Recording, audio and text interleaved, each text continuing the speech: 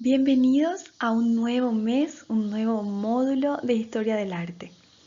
En este curso vamos a tratar de aprender un poco las características de ya los primeros estilos de arte que tuvieron lugar en la Edad Moderna.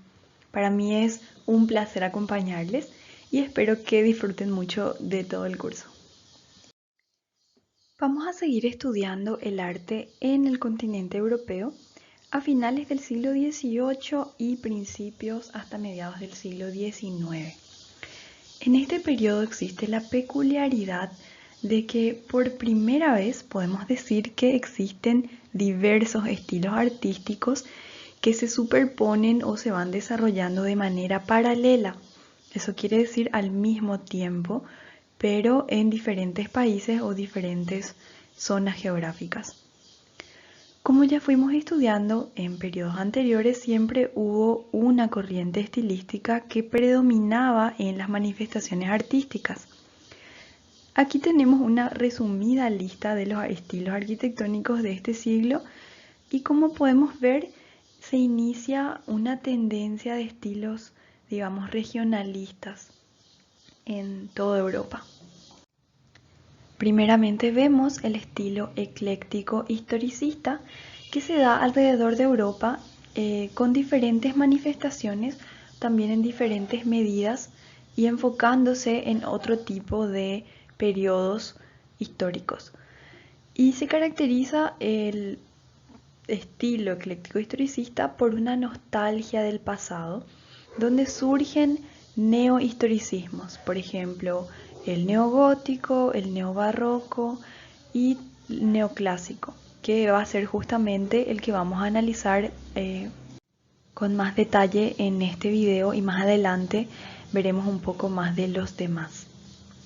En Francia también surge un estilo que conocemos como la Escuela de Bellas Artes, y esto surge cuando ellos empiezan a combinar elementos neoclásicos pero utilizando materiales nuevos como por ejemplo el cristal.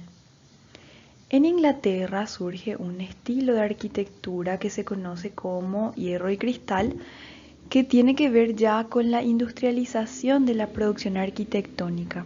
Es como una arquitectura, digamos, prefabricada, modulada, donde en fábricas se realizaban algunos perfiles, por ejemplo, algunas piezas que luego se utilizaban de manera serial en muchos edificios diferentes.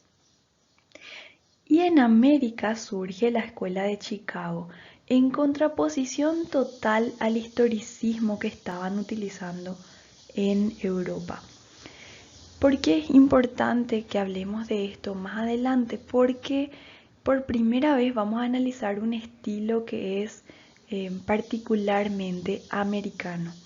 Recordamos que hasta el siglo XVIII América era una colonia europea.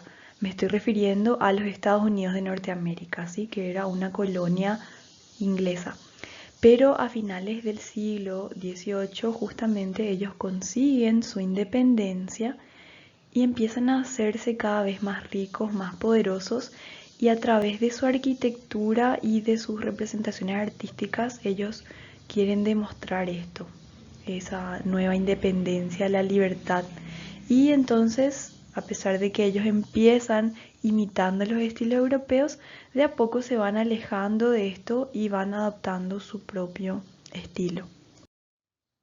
Uno de los antecedentes viene a ser la situación política. Sabemos que siempre es importante analizar qué estaba ocurriendo en el continente a nivel político, social, para entender los cambios que existen en los estilos artísticos. Y en este mapa podemos ver más o menos cómo estaban divididos los territorios. Teníamos varios reinos que están pintados en rosa, que son las monarquías absolutas.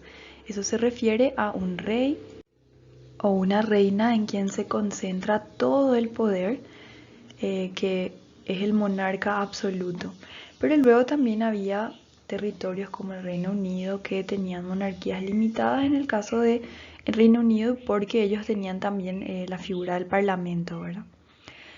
También existían algunas ciudades como Venecia, algunas provincias que eran repúblicas, prácticamente una democracia, y también algunos territorios que se manejaban similar a lo que eran las ciudades-estado del periodo del Renacimiento. Aquí está marcada también las fronteras del Sacro Imperio, que era algo que va a llegar a ser muy importante también para nosotros en las próximas clases.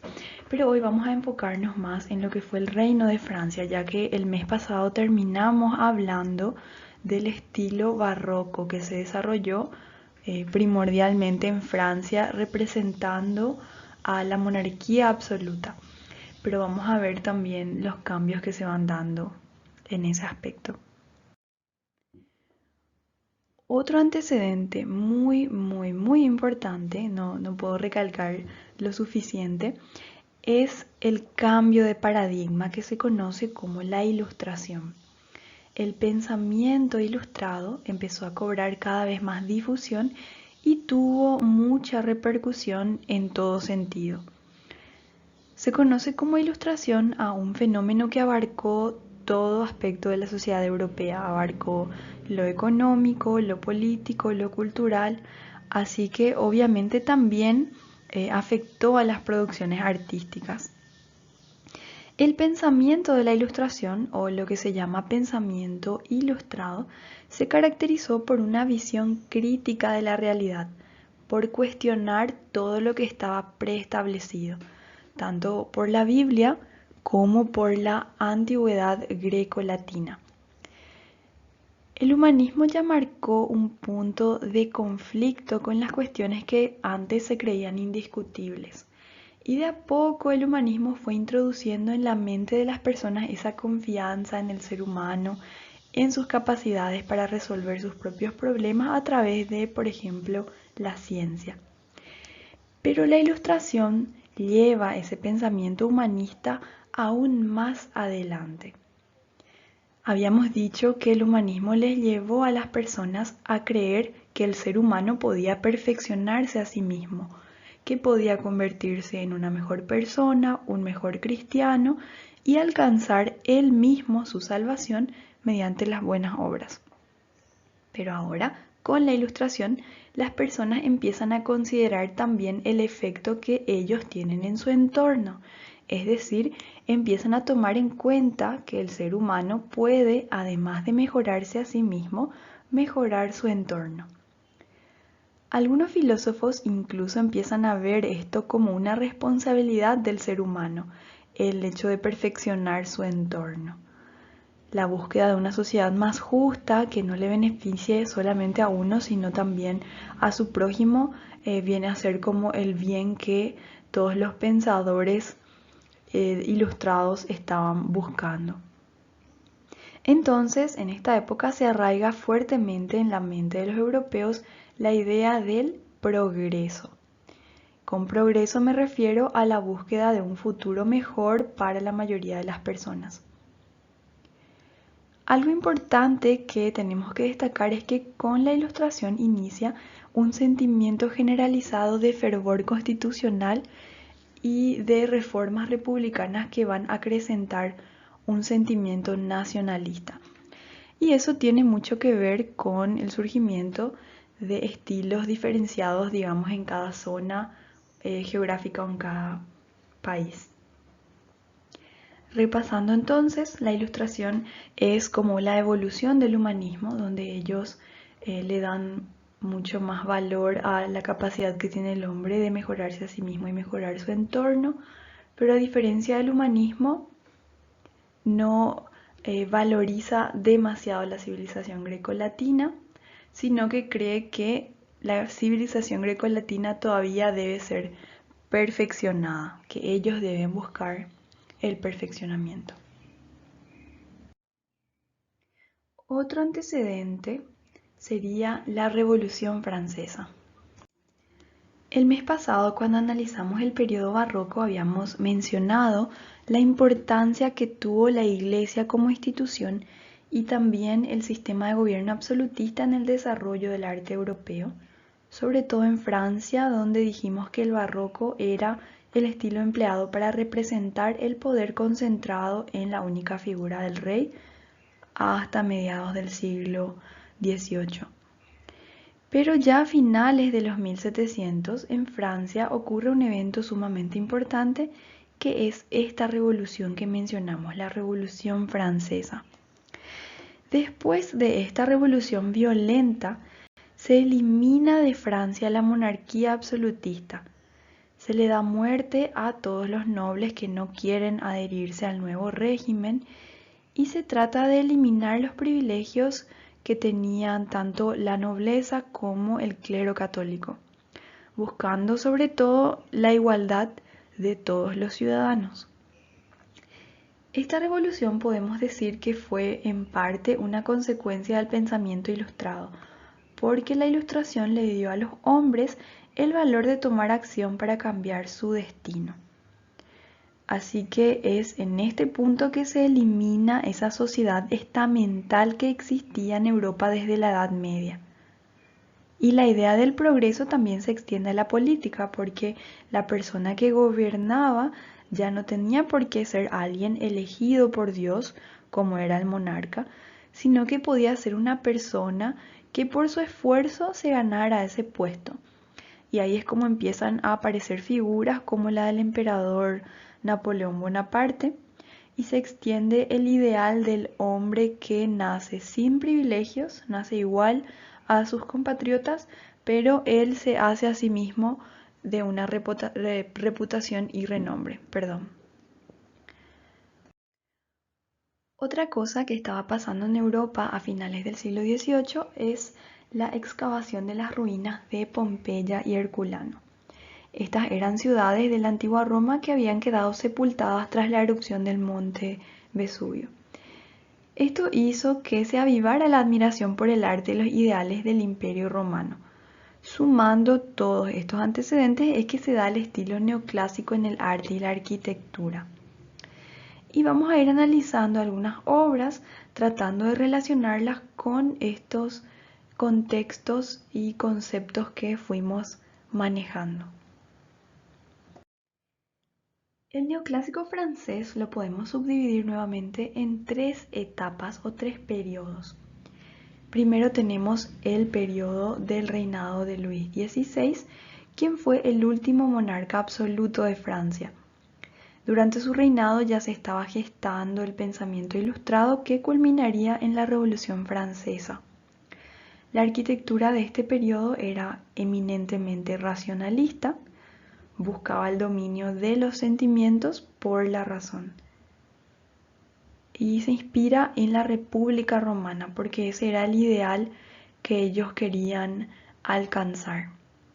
Era entonces una arquitectura diseñada para educar, para transmitir un mensaje al pueblo de cómo debían ser, de cuál era su deber cívico.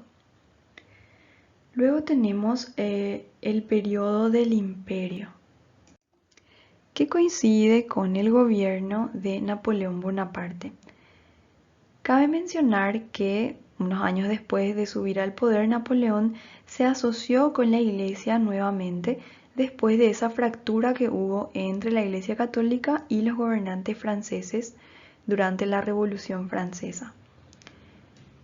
Y esta arquitectura se caracteriza por ser grandiosa, como su nombre lo dice, refleja un imperio, utiliza la escala monumental y representa la fuerza de Francia y el poder de conquista que tenían. El periodo de Napoleón III, que se conoce como el Segundo Imperio, a mediados del siglo XIX, lo que hace es tratar de continuar y recuperar las obras del periodo del imperio, y también en este Segundo Imperio surge una transformación urbana muy importante en la ciudad de París que ya iremos estudiando. El nombre neoclásico significa nuevo clásico, porque este estilo trataba de incorporar temáticas del arte clásico, sobre todo del Imperio y la República de Roma, que reflejaba algunos de los ideales políticos y filosóficos que nuevamente estaban de moda con la Ilustración. En ese sentido, el arte neoclásico es bastante similar al arte del Renacimiento, pero difieren porque el enfoque del arte neoclásico es mucho más directo. Ellos toman directamente elementos clásicos y los repiten o los reinterpretan. Ya no intentan reconciliar las ideas clásicas con la religión cristiana o con algún ideal del presente como lo hacían durante el Renacimiento. Más bien, el neoclásico es un intento directo de regresar al periodo clásico. Aquí vemos la iglesia de Santa Genoveva, que también es conocida como el Panteón de París, del arquitecto Soufflot. Vemos que su apariencia es casi igual a la de un templo romano de la antigüedad clásica. Y me gustaría que pausen el video brevemente y traten de identificar cuáles son los elementos clásicos que vemos en esta obra y cuáles serían las características modernas. Espero que hayan hecho ese ejercicio y podemos mencionar brevemente el uso del orden corintio. Tenemos el frontón que era clásico del templo griego que también luego lo adoptaron los romanos, el acabado prácticamente liso de las paredes, pero la incorporación de esculturas en forma de relieve que representan la vida de los santos católicos ya en este caso. También el uso de la cúpula que tiene una influencia renacentista. Esta obra también está muy recomendada para su investigación personal. Van a ver que hay un montón de detalles muy interesantes, sobre todo en el interior y en la construcción de la cúpula. Ya del periodo de Napoleón encontramos esta iglesia, que es la iglesia de la Madeleine, que también está en París. Un edificio muy interesante que originalmente iba a ser un templo laico dedicado al ejército francés. Pero unos años después Napoleón cambia de opinión y decide dedicarlo a Santa María Magdalena, que sería la Madeleine. En la fachada podemos ver un frontón al modo clásico, es este, y vemos que representa el día del juicio en su relieve. En el centro está Cristo, rodeado de varios ángeles, y la figura de María Magdalena arrodillada a sus pies, que en la época fue totalmente controversial. A mí esta imagen me impacta mucho porque en verdad se percibe como un templo romano, pero ya fue concebido desde el principio para otra función, en este caso para la adoración cristiana de Magdalena, y me parece muy interesante que se apliquen estos sistemas constructivos de religiones que los cristianos consideraban paganas. Y como mencionamos anteriormente, el periodo del Segundo Imperio se destacó por el plan de Haussmann. El plan de Haussmann fue un plan de urbanismo muy innovador que llegó a ser imitado por toda Europa y posteriormente también en varias ciudades importantes de América. Y lo que este plan proponía era un nuevo trazado de las calles, podemos decir un rediseño urbano de la ciudad de París. Además de tener un valor urbanístico, fue una estrategia política porque con este plan se consiguió el ensanchamiento de las calles y la liberación de las mismas a través de una serie de avenidas que estaban vinculadas por monumentos, diferentes monumentos, como el que estamos viendo en esta imagen. Y les decía que también fue una estrategia política porque al haber ensanchado las calles, primero se permitía airear un poco más la ciudad, eliminar ese hacinamiento que había en París por el gran crecimiento demográfico, pero también esto permite evitar puntos críticos donde la gente podría llegar a armar barricadas o amotinarse en caso de ocurrir nuevamente levantamientos sociales como el que ocurrió durante la Revolución Francesa. Era también una manera que tenía el emperador de protegerse. Para comenzar a hablar de la pintura neoclásica tenemos esta obra de Jacques-Louis David, una de las obras paradigmáticas del periodo neoclásico. Esta pieza es importante porque nos muestra muchas características del estilo. Por ejemplo, el pintor David creía que los motivos que uno decide retratar en su obra deben tener una moraleja, o digamos que el objetivo de la obra tiene que ser comunicar una idea importante. En otras palabras, educar a la audiencia. Este pensamiento es una clara muestra de la influencia que tuvo sobre él la Ilustración. Pensaba que el artista tenía que usar su arte para educar sobre las falencias de la sociedad y así buscar mejorarlas. De ahí que el arte neoclásico vamos a ver que tiene representaciones de personajes heroicos y que hace mucho uso del idealismo. En este caso específico, el hombre retratado era Jean-Paul Marat. La obra se llama La muerte de Marat, quien fue un líder de la causa revolucionaria que fue asesinado. Y aquí está retratado justamente en el momento que fue asesinado, todavía sosteniendo una carta que le escribió su asesina. Una obra bastante dramática. También al lado de su mano podemos ver el cuchillo en el piso y notamos que él se encuentra en una bañera, está desnudo, completamente vulnerable, como para resaltar que murió en una circunstancia muy injusta, ya que él, estando en esa bañera, no tenía la posibilidad de defenderse, por ejemplo. Pero además de todos estos detalles, vamos a decir sutiles, podemos fijarnos en la posición del brazo y vamos a ver si a ustedes les recuerda lo mismo que a mí. Pueden pausar brevemente. Podemos hacer entonces un paralelismo con la posición del brazo de Marat y el brazo de Cristo en la Piedad de Miguel Ángel. Hasta la herida de Marat nos recuerda un poco a la herida que tenía Cristo en donde fue atravesado por la lanza.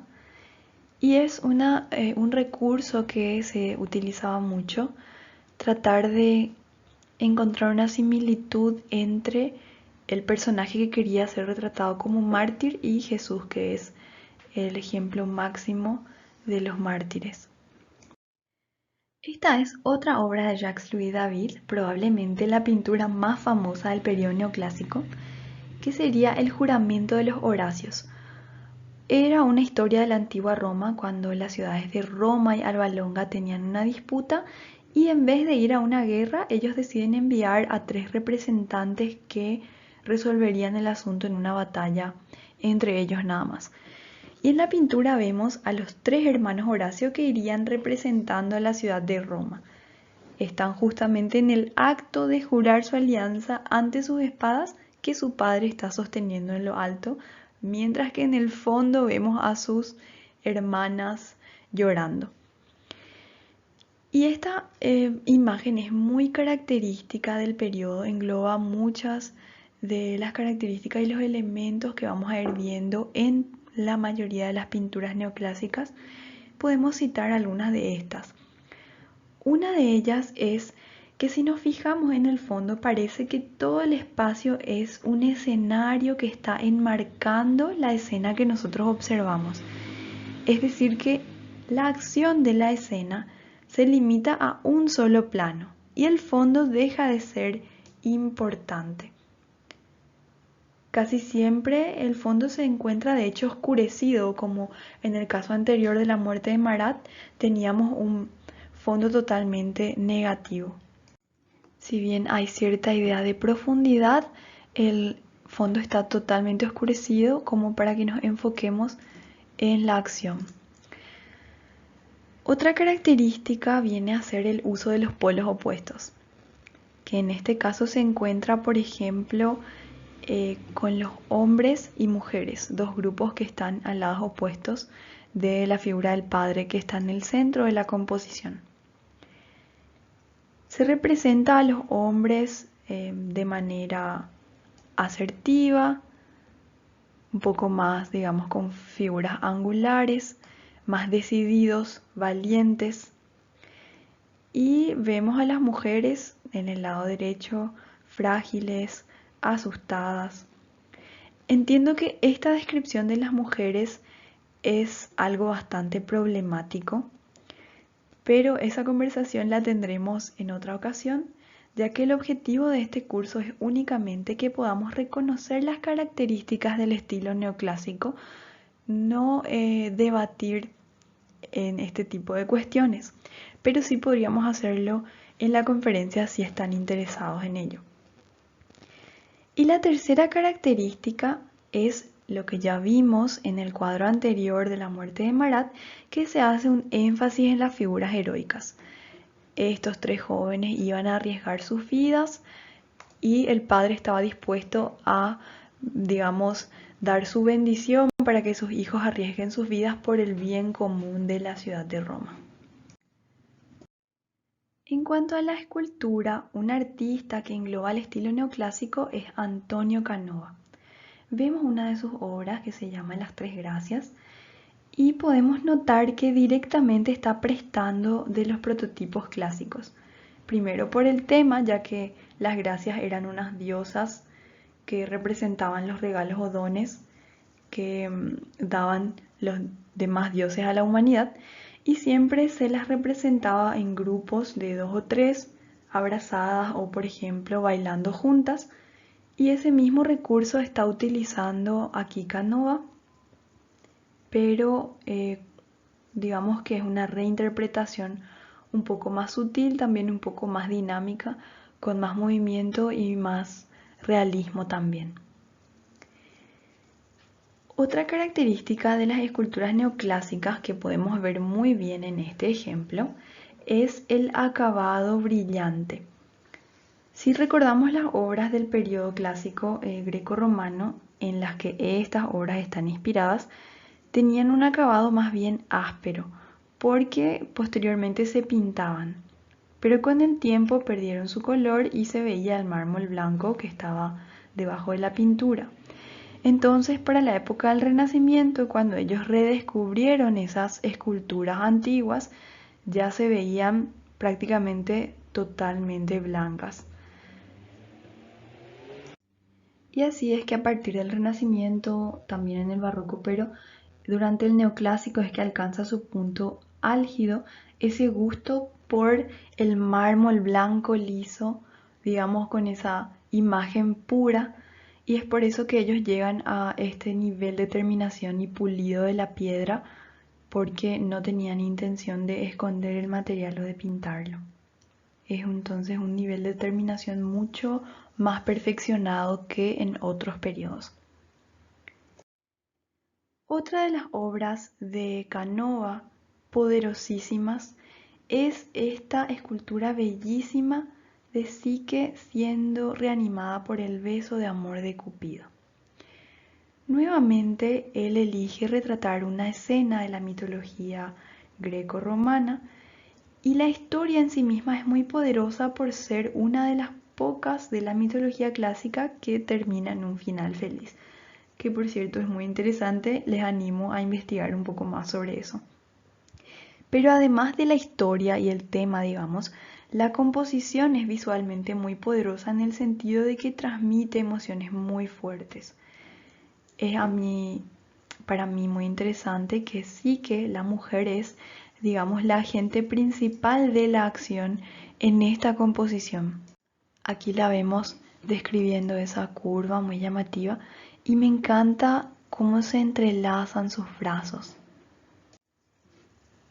Pero otra cosa que me fascina es la continuidad visual que hay en las líneas. Por ejemplo, cómo la pierna de Cupido y su ala parecen ser una misma línea, o cómo el otra ala de Cupido parece seguir la línea de la curva del cuerpo de Psique, casi como si en el momento en que ellos fueron retratados, ambos se fusionaron y formaron una sola persona. Es como Un beso de amor que funde a sus participantes y les devuelve la vida. Una escena verdaderamente cautivante. Hasta aquí llegamos con nuestro brevísimo pero muy interesante análisis del arte neoclásico o el neoclasicismo. Espero que les haya servido de inspiración para su trabajo de investigación personal. Ya saben que pueden elegir cualquiera de estas obras, también pueden elegir otras obras que yo no haya tocado en el video y los detalles de la tarea los van a encontrar en la plataforma.